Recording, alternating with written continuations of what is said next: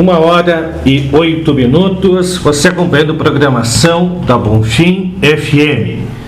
Estamos nesta quinta-feira, 18 de junho, no programa Alô, Alô, Morro Redondo, recebendo aqui o chefe do escritório municipal da Emater, engenheiro agrônomo Evaldo Voz e também engenheiro agrônomo Samuel Ruiz. Para mais um programa da Emater, seria na semana passada, mas devido a compromissos aí, inclusive teve encontro discutindo essa questão da consulta popular aí na nossa região, então a gente ficou agendado o programa para esta quinta-feira. Muito importante, alguns assuntos aí que estarão em destaques, como manejo de solo, plantas de cobertura, pastagem perene e o curso de aplicadores de defensivos agrícola. Inicialmente uma saudação do Evaldo. Hoje o Evaldo e o Samuel vieram equipados aqui para o estúdio da Rádio Bonfim, de touca, jaqueta, gola no pescoço, né? Blusão ali fechando o pescoço, Samuel até de boné aí, tem menos cabelo, tem que proteger a careca. E aqui nos altos da Vila Fis, ele disse que se não tiver um aquecedor, vai ficar difícil de vir no inverno aqui na rádio. Mas é isso aí. Eu achava que Canguçu era mais frio que Morro Redondo, Evaldo. Mas Morro Redondo está ganhando. E o bairro Fis aí, o bairro Fis é para ser a vila mais baixa, o local mais baixo da cidade.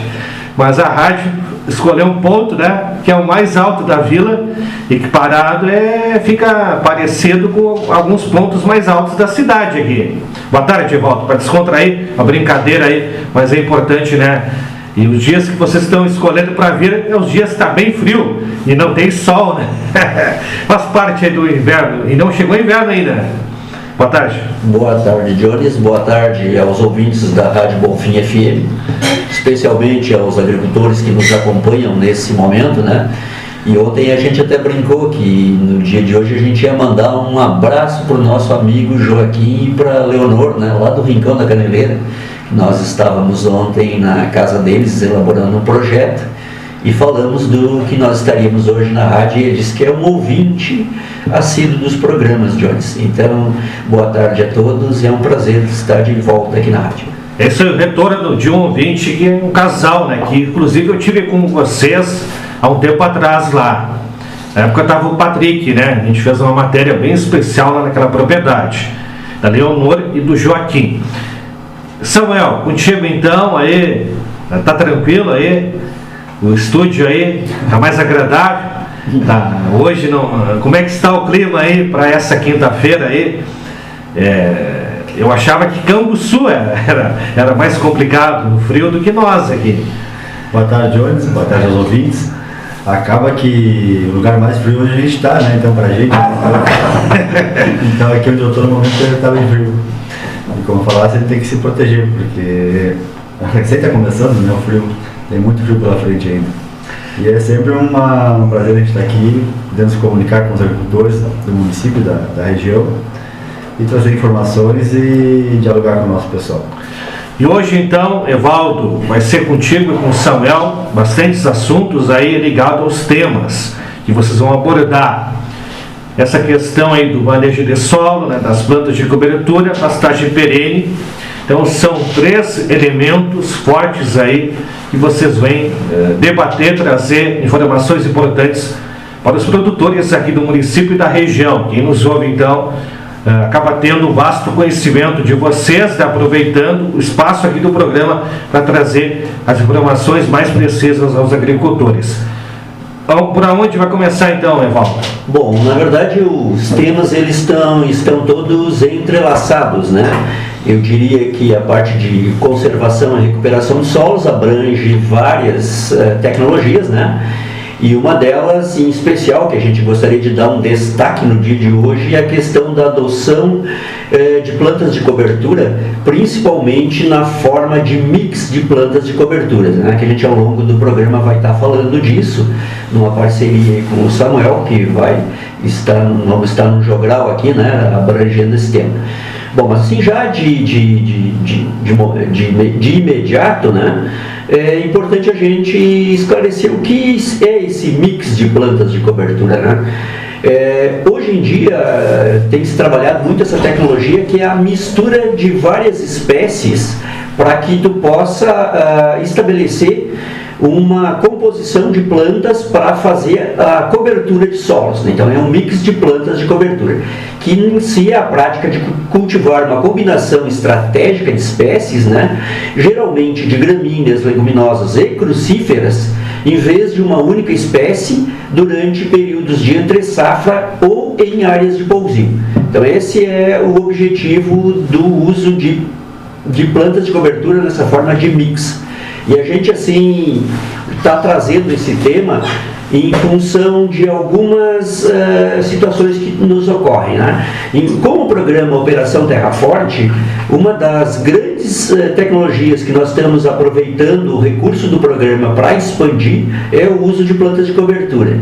E também nós estamos com uma proposta dentro da consulta popular, que a gente tem a expectativa que vá para o caderno de votação, que é a parte de recuperação de solos, onde nós do município do Morro Redondo escrevemos essa proposta, né, na perspectiva de apoiar a aquisição de sementes de plantas de cobertura.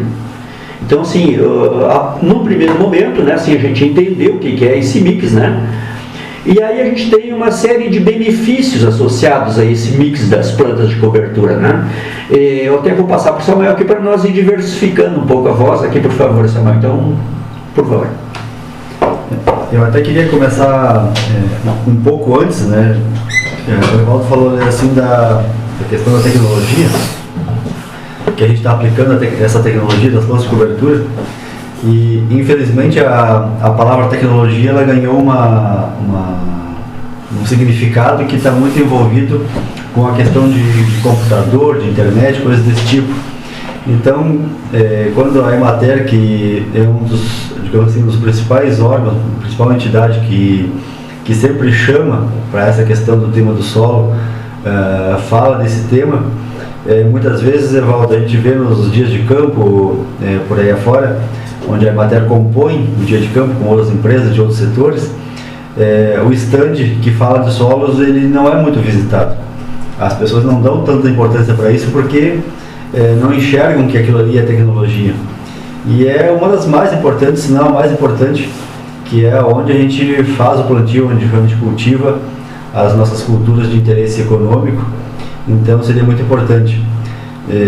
Muito pouco adianta uma plantadeira que tu controla lá na tela, dentro da cabine do trator, quantos gramas de adubo está caindo, fez o RTK, fez tudo direitinho, está caindo adubo nas manchas mais fracas, mais adubo, nas mais fortes, mais férteis, menos adubo, e contando a semente e tudo mais, se o solo não está bem cuidado. Então às vezes a gente pula tecnologias e deixa de fazer o básico bem feito, como eu já citei aqui outras vezes. E uma coisa também assim, puxando da natureza, quando eu falar isso aqui, todo mundo vai enxergar isso, né? Aonde que na natureza, aqui falando no nosso caso, né, que a gente não tem déficit hídrico muito prolongado, tem as secas ali, estiagem e tudo mais, mas não é uma coisa muito prolongada, aonde em algum lugar do nosso meio que a natureza não se ocupa de fazer nascer plantas, independente das que sejam, né? Então assim, a natureza sabe que se o solo ficar descoberto, ele vai sofrer com o calor do sol, vai sofrer com o ressecamento do vento, vai sofrer com o impacto da gota da chuva. Então a natureza protege esse solo, vindo aparecer as plantas mais diversas possíveis de acordo com a região. E quando a gente fala de mix de plantas de cobertura e adubação verde, e na internet aí tem um pessoal que chama de plantas de serviço também, e a gente está procurando nesse sentido imitar a natureza de proteger o solo e incrementar, conforme a gente vai falar aqui durante a nossa fala do programa, incrementar a fertilidade, incrementar a vida do solo, incrementar a absorção de água, de disponibilidade de oxigênio também. Então tudo isso a gente procura fazer como a natureza faz, muito bem feito há milhares de anos. Então assim, os benefícios do mix de plantas, eles são vários, né? A diversidade de raízes e de palhada cada planta tem um sistema radicular, né? As gramíneas principalmente têm a raiz fasciculada, ou em cabeleira, como a gente chama. As crucíferas e as leguminosas, a raiz mais pivotante, que é aquela que tem um eixo principal que se aprofunda no solo. Então isso faz com que depois da rolagem dessa palha, da dessecação, ela construa canais de aeração, de penetração de água e da própria penetração da raiz da cultura de interesse comercial. Isso protege o solo contra a erosão, faz a ciclagem de nutrientes. Os nutrientes estão ali, mas nem todos são absorvidos, né? A gente tem uma sobra quando tira a cultura comercial, então essas plantas conseguem reciclar nutrientes, também transformando de formas que algumas culturas não conseguem absorver para formas que elas consigam absorver. Também faz a supressão das plantas daninhas. Quem faz plantio direto sabe que muitas vezes quando tem uma palhada bem feita, o único lugar que vem alguma planta daninha é onde a plantadeira riscou e arrastou para o lado ali a palha. No meio da linha praticamente não vem nada. Isso promove também o aumento da produtividade das áreas, porque tem mais água, tem mais oxigênio, tem mais matéria orgânica, tem uma física do solo melhor. Isso tudo são benefícios dos mix de plantas de cobertura que nós podemos ter comparativamente a um custo bem viável, porque não tem um custo altíssimo como operações talvez físicas, né, como descompactação do solo, revolvimento do solo, todas as safras.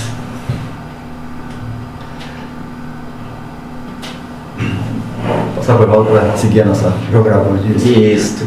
Então, assim, seguindo essa linha de raciocínio do Samuel aqui, que nos trouxe com muita capacidade a questão dos benefícios associados à adoção dos mix de plantas de cobertura, né?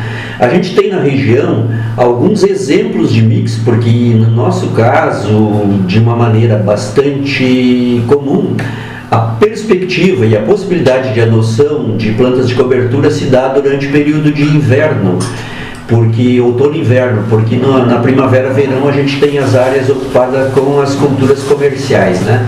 Então, um mix que bastante interessante é a associação de aveia, ervilhaca e nabo forrageiro, né?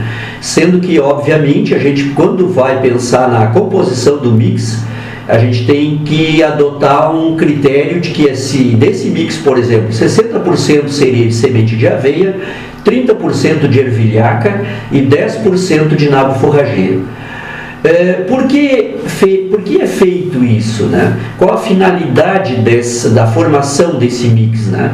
Quando a gente associa leguminosas e gramíneas, que seriam, no caso aqui desse mix que foi falado, a ervilhaca seria uma leguminosa e a aveia seria uma gramínea, né? A gente tem, por parte da leguminosa, da ervilhaca, a gente vai ter um fornecimento de nutrientes em curto espaço de tempo para a cultura sucessora, né? Seja ela milho ou a soja. Porque a leguminosa ela consegue retirar o nitrogênio do ar e, em função disso, ela disponibiliza esse nitrogênio para a cultura seguinte, né? E isso, como a palha da leguminosa desmancha rapidamente, ela tem uma relação carbono-nitrogênio menor, né? Então é uma palha que desmancha rápido, então ela rapidamente vai disponibilizar o nitrogênio. Por outro lado, a gramínea associada, no caso a aveia que se falou aqui, ela vai promover uma melhor cobertura do solo, porque ela tem uma relação maior carbono-nitrogênio, então ela é uma palha que demora mais para desmanchar. E isso então vai nos trazer algumas vantagens, né, nessa associação. Quando a gente fala assim ainda em essa associação de gramíneas e leguminosas, né, a gente tem alguns aspectos para serem observados, né? No caso, a gramínea, então, como já disse, a grande interesse dela é na produção de palhada. E a leguminosa é no fornecimento de nitrogênio. O sistema radicular, assim como o Samuel já falou, né, então você vai ter dois sistemas radiculares diferenciados, um fasciculado e um pivotante. Esse fasciculado, que é a cabeleira, né, como foi falado, que é da gramínea, Então ele vai ficar mais a nível superficial e ele tem uma característica de fazer uma boa ciclagem de nutrientes. Ao passo que o sistema pivotante, ele vai nos ajudar mais para fazer a quebra de camada adensada do solo, né? A persistência da palhada, no caso das gramíneas, é muito maior que das leguminosas. Isso vai nos garantir posteriormente, na cultura subsequente, uma melhor cobertura de solos. E aí vão vir todas as vantagens que se tem dessa cobertura, que em seguida a gente vai estar falando disso, né? Bom, dando continuidade, eu vou passar para o Samuel, então, agora para também falar um pouco sobre essa questão da associação gramíneas e leguminosas, por favor, Samuel. Ele a princípio, assim, é uma associação simples, né, e que tem uma grande eficiência por causa dessas características que elas têm, né. As leguminosas, com essa capacidade que tem de fixação de nitrogênio, aqui cabe um parênteses, a gente vê muita coisa na internet e acaba que a gente, todo mundo tem acesso e fica olhando muitas notícias e aí vê assim, o pessoal às vezes fazendo algumas receitas de usar materiais da própria propriedade para fazer a adubação orgânica e tudo mais, mas a gente tem com certeza essa questão da exportação dos nutrientes, né? E a ureia, o sulfato de amônio, que são os adubos nitrogenados, entre outros, a gente tem essa forma natural de fazer essa produção na propriedade, que é através das plantas das leguminosas. Então a gente tem a ervilhaca, pensando no inverno, como o Evaldo falou, a ervilhaca, a ervilha forrageira, o tremoço, são as principais de inverno. Então elas têm essa capacidade de fixação do nitrogênio, e quem já usou, quem já viu uma lavoura comparado lado a lado com e sem o uso de leguminosas, a gente vê a diferença, né? Principalmente para culturas como o milho, gramíneas em geral. E no verão a gente tem outras plantas, né? Com capacidade, digamos assim, bem maior de produção, só que elas acabam concorrendo com as nossas culturas principais, né? O milho, a soja, o feijão, coisas do tipo, o sorgo para silagem, coisas assim. Então mas elas têm uma capacidade enorme. Inclusive elas podem ser usadas, alguém que tenha uma área de soja precoce ou de milho precoce para silagem. Se eu tenho ali o março, abril, maio ou fevereiro em diante, para fazer o plantio dessas culturas de verão ainda, a capacidade de produção de massa delas é extremamente grande. Então a gente pode chegar ali no inverno, para uma cultura de inverno, por exemplo, ou para fazer novamente semear uma planta de cobertura, com uma grande quantidade, que se preconiza que a gente consiga, por ano, fazer uma quantidade de palha em torno de 30 toneladas de matéria seca por hectare. E esse seria o ideal. Nossos colegas de Santa Catarina têm um trabalho bastante interessante com um sistema de plantio direto de hortaliças, e lá eles têm trabalhado com essa quantidade de palha e os resultados são fantásticos, né? A gente tem aqui então, por exemplo, essa característica da ciclagem de nutrientes. O que é isso? Tem alguns nutrientes que eles estão nos solos de uma forma química que as plantas de culturas comerciais não conseguem fazer absorção, ou ficou em excesso na adubação. Esses minerais estão ali, ou eles desceram para camadas mais profundas.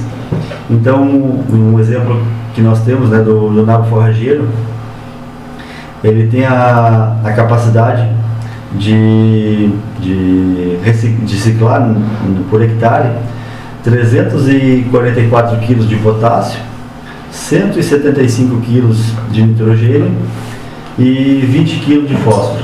Então, e além de outros nutrientes, né, como cálcio, magnésio, todos os nutrientes que ficam na palhada.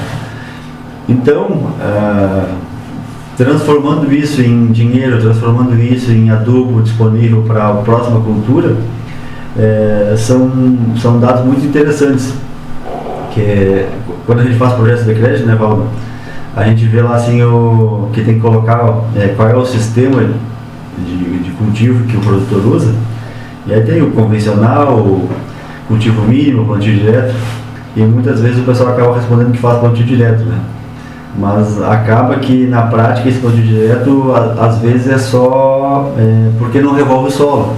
Mas não foi feita essa preparação com plantio de cobertura que realmente vai dar o resultado que o plantio direto preconiza.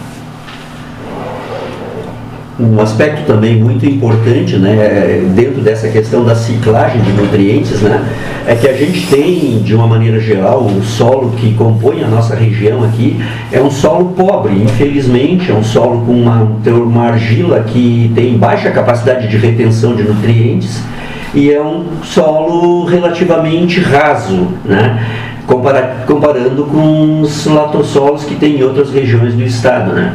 Então a gente tem, dentro dessa característica, a gente tem ainda uma demanda a mais por estar prendendo, digamos assim, esses nutrientes, como disse o Samuel. Porque à medida que a gente faz uma adubação química, aquele residual de adubo que não é usado, ele vai percolar no solo e vai se perder ao longo da camada. E à medida que a gente então implanta uma planta de cobertura, nessa perspectiva que a gente está falando, tu está buscando de novo esse resíduo de adubo que se aprofundou no perfil do solo e trazendo para a superfície à medida que aquela planta posteriormente vai morrer e vai se decompor. Um outro fator muito importante assim, que a gente tem que levar em consideração quando se fala no estabelecimento de plantas de cobertura é a questão do isolante térmico. Eu vou usar um fato bem assim, do momento que todos devem ter percebido, né? Nós, neste ano de 2026, desde janeiro até agora, nós temos um déficit hídrico de pelo menos 50%, ou ao redor disso. Os últimos 2 meses melhorou um pouco, mas até os últimos 2 meses nós tínhamos um déficit superior a 50%, quer dizer, choveu metade do que deveria ter chovido. E, no entanto, as pessoas não percebiam que o solo estivesse seco. Por que isso? Porque a insolação, né, a incidência solar, né, a radiação solar, ela é muito menor nessa época do ano. Isso acontecendo no verão, em seguida o solo vira uma pedra, né, Samuel? Então, a questão que a gente está preconizando, quando a gente fala em formação de palhada, é isso, é manter uma cobertura de solos que vai ter uma ação semelhante a essa que se tem agora pela baixa incidência. Não sei se a comparação foi boa, mas enfim, quer dizer, quando tu tem uma cobertura de solos, tu não vai deixar com que ocorra a elevação da temperatura de solos e, consequentemente, a perda de umidade e a queima da matéria orgânica. Então, o isolamento térmico promovido pela palhada tem esse sentido, né? Fazer com que tu não tenha uma elevação de temperatura muito alta, né? E que, consequentemente, vá comprometer a qualidade desse solo, né? Vou pedir para o Samuel falar um pouco, então, sobre o controle de plantas daninhas em função das plantas de cobertura. Só complementando a questão da temperatura do solo, eu costumo dizer, né, que o quebra-vento, né, ele é meio irrigação, e nesse caso a cobertura com plantas mortas ou vivas, ela também faz esse papel. Um solo descoberto está exposto ao vento e ali faz muita evaporação de água. Então é outro papel, a temperatura associada à diminuição da exposição ao vento. E quem faz plantio direto de milho, de soja ou também até nos pomares, sabe que quando a gente rola uma palhada bem feita, bem encorpada, aquela palha, ela evita aquilo que eu falava lá no início. O solo não está descoberto, a natureza entende que não precisa nascer nada ali, então não entra calor, não entra luz, então as sementes que estão no solo de plantas daninhas, que a gente chama, elas não vão nascer, elas não têm estímulo para nascer. É muito nítido isso, né? Onde passa a plantadeira e que corta aquela palhada e revolve um pouco o solo, fica, digamos, uma cultura de milho, E ali no meio, papã, milhã e buva e outras coisas mais que tem semente no solo. Então, e no meio da linha não vem nada. Então isso é muito fácil de enxergar. E se a gente tivesse uma plantadeira que conseguisse fazer o plantio sem esse revolvimento da palha, ou recobrisse esse local onde foi mexido, a gente teria uma diminuição drástica no uso de herbicidas, da necessidade disso, porque a gente não teria competição. Essa palhada, ela daria conta. Isso também é muito visto no pessoal que faz isso em olericultura, que traz palha de um outro lugar e cobre os canteiros e faz todos esses efeitos de uma maneira artificial, porque traz palha de outro lugar, ou usa casca de arroz, ou usa serragem, coisas do tipo. O efeito é similar, só que nesse caso a gente está usando com plantas que se desenvolveram naquele local. Então tem essa barreira mecânica, né, que evita que entre sol e estimula o nascimento das sementes. E também tem plantas que a gente chama de alelopatia, que é, nesse caso, negativa, que é assim, as plantas, as raízes das plantas liberam substâncias para o sistema, para o solo, e essas substâncias, para algumas outras plantas, elas são maléficas, né? Elas não permitem que elas nasçam ou nasçam com um pouco vigor, com baixo desenvolvimento. Então tem essa questão da alelopatia, que também é importante no controle das plantas daninhas. Então aqui a gente tem, citando exemplos, né, da produção de soja após plantas de cobertura sem o uso de herbicidas, né? Então a gente tem a capacidade de chegar com a utilização dos mix, né, que também tem um resultado superior ao uso de cada uma das culturas solteiras, como a gente diz, exclusivamente. Por exemplo, um mix de aveia, aveia em nabo, nessa pesquisa chegou à produção de 2.800 kg de soja, onde, usando essas plantas individualmente, a produção máxima chegou a 1.800, então 1.000 kg menos por hectare. Então a gente vê assim que os mix, eles conseguem ter um resultado melhor do que as culturas solteiras. E uma produção de 2.800 kg, 2.700 kg com vários tipos de mix, sem uso de herbicidas, é uma produtividade excelente, que promoveu um bom controle das plantas daninhas, que promoveu uma questão de umidade também interessante, e também da fertilidade do solo, que foi suficiente para que tivesse essa ótima produção. E isso se repete em outras áreas, né, na agricultura, na fruticultura, onde essas plantas acabam fazendo essa reciclagem de nutrientes e proteção do solo. Agora o Evaldo vai dar uma falada aqui em relação ao efeito alopático, né, no controle de plantas daninhas. Existem diversos estudos, né, que vêm testar isso que vem se falando, né? Porque o que a gente volta a falar aqui, não, a gente tem, e é bastante comum o uso de adoção de plantas de cobertura, mas de forma isolada. Então faz uma palhada de aveia, né? Isso é bastante comum para posteriormente, ou até de azeveia, para posteriormente implantar uma cultura de milho ou soja. O mix vem na perspectiva de tu implantar mais de uma espécie de cobertura. Então essa é a questão do mix, né? Então assim tem vários estudos. Eu vou só colocar um caso aqui, que é de uma planta que é bastante danosa, difícil de lidar no caso da soja, que é a planta de buva, né? E a buva é aquelas vassourinhas, né, que tem difícil controle, tem resistência a glifosato e por aí afora, tem várias coisas envolvidas, né? E com a adoção dos mix, mesmo no caso em que houve ainda a resistência de buva, a redução do tamanho dessas plantas foi significativo. Então, com a implantação de mix, Uma buva que tinha, numas áreas de testemunha, 50 folhas, ela passou a ter até 18 folhas, de acordo com cada um dos mix que foram colocados em teste, né?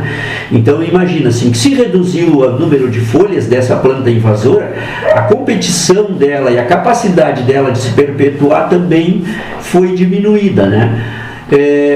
Também assim é importante a gente entender que a adoção do mix, eles conseguem fazer com que as plantas invasoras, embora que aquelas que não sejam inibidas totalmente de nascerem, né?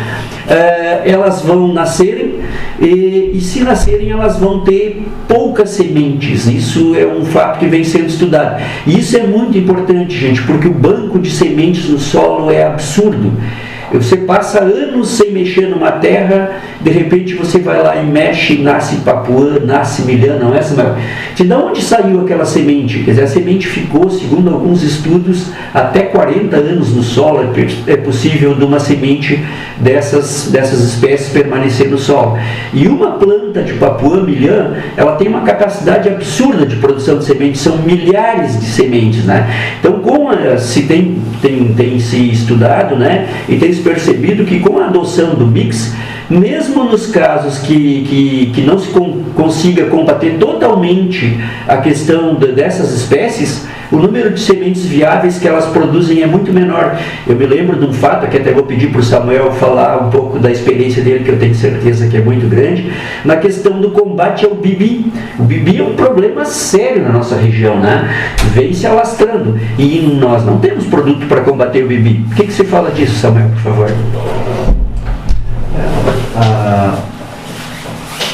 Essas plantas espontâneas que a gente tem, né? A gente tem falevina, tem o bibi, tem uns chamam de perna de quero-quero, que ou chamam de tripa de galinha, que são plantas que estão no nosso solo, principalmente quando são áreas muito mexidas, né? Elas vão se multiplicando. E aí, naquela ideia, naquela lógica de que a cobertura de solo faz com que diminua a incidência dessas plantas, a gente teve experiência assim usando crotalari no meio dos pomares, a gente consegue diminuir muito a incidência dessas plantas por sombreamento. Ela vai ficar ali, mas ela fica dominada. Então a sequência de uso de plantas de cobertura, a gente vai dominando essas plantas que são indesejadas e consegue manter a nossa produção e aumentar ela, inclusive, por todas aquelas vantagens que a gente já citou anteriormente. Então são coisas muito importantes. Além disso, essas plantas, elas têm um outro papel bastante importante, que muitas delas, né, como por exemplo o trigo mourisco, que não é uma planta muito conhecida para nós aqui, a gente chama de trigo, mas não é um trigo, é uma planta bastante rápida, muito melífera, né, atrai bastante insetos. Então a gente também tem esse outro fator muito importante, que todas essas plantas com as suas flores, a gente consegue ter, inclusive algumas delas são muito ricas em pólen, a gente consegue ter um ambiente mais equilibrado e isso favorece o controle de pragas. E também outras atividades de interesse comercial, como por exemplo a produção do mel. Plantas ricas em pólen vão favorecer a cria nos apiários. Então quando chegar a primavera, esses apiários vão estar bastante fortes e com a produção de mel, o potencial de produção de mel bastante elevado. Porque a gente deriva para outras coisas que nem imagina que tem a ver. Mas, voltando à questão dos mix, pensando nas lavouras, se a gente conseguir fazer isso, diminuindo a competição das plantas indesejadas, plantas daninhas, com a nossa cultura de interesse comercial, só isso já é uma grande vantagem. Pensando, por exemplo, não lembro quantos anos atrás agora, mas aquela época que o galão de 20 litros de herbicida, de secante, chegou a R$ 1.800, tu poder usar doses baixas ou nem usar herbicida, E melhorando a qualidade do solo é uma vantagem, nem tem como citar o quão isso é grande. Então, e dificilmente uma técnica isolada vai resolver os problemas, mas essa técnica aqui, ela tem um grande potencial de melhoria do nosso sistema de produção. Eu acho que é mais ou menos esse o assunto que a gente queria abordar, né, Jones, com relação à questão das plantas de cobertura, né?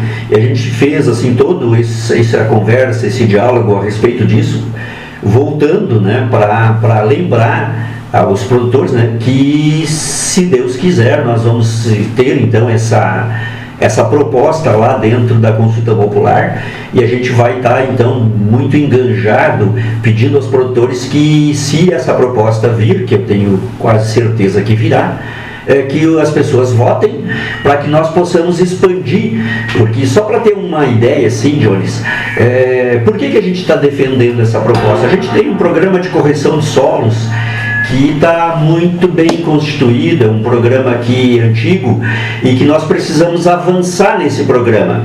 E uma das perspectivas de avanço que nós temos é com relação a essa questão das plantas de cobertura. E nós temos, a partir de um recurso que seja disponibilizado, por exemplo, hoje um mix de planta de cobertura está na faixa de R$10 o quilo, né, Samuel? E se nós pensarmos aqui em 60 quilos, digamos, por produtor, isso daria R$600 por produtor.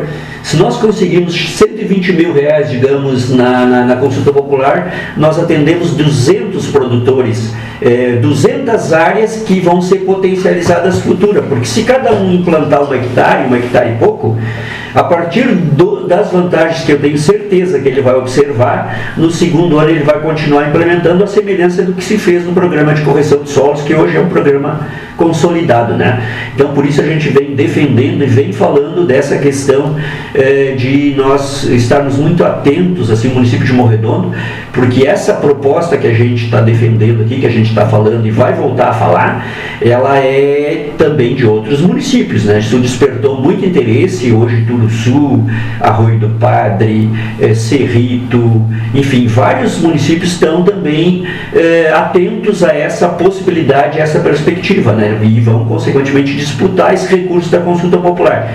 Mas, enfim, então a gente trouxe esse tema nessa perspectiva, né, de continuar e avançar na parte de conservação e recuperação de solos. Lembrando, Evaldo e Samuel, que a consulta popular ainda tem a definição da cédula de votação até o dia 10 de julho, né? E depois a previsão entre 20 e 26 de julho ter a votação da consulta popular. E essa pauta abordada com muitas informações que o Samuel e o Evaldo abordaram hoje é um dos projetos que pode estar na cédula de votação. E o nosso próximo programa da Emater, conferindo aqui pelo calendário, vai ser julho.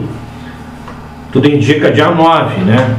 E aí vai ser a 10 dias de começar a votação. Exatamente no próximo programa, Evaldo já vai detalhar quais projetos vão englobar a nossa célula de votação, englobar o nosso produtor rural, por exemplo. Basicamente, a consulta popular, boa parte, alguns anos, ela tem sido direcionada ao meio rural. Então é muito importante, e a nossa cidade, ela vive todos os anos de recurso, né, de consulta popular, que é uma oportunidade que a população vota, né, e elege as prioridades do nosso município, e a região também, tem um conjunto também. A gente tem uma sorte, uma felicidade de que os projetos nossos também tenham uma votação boa na região e possam ser aprovados.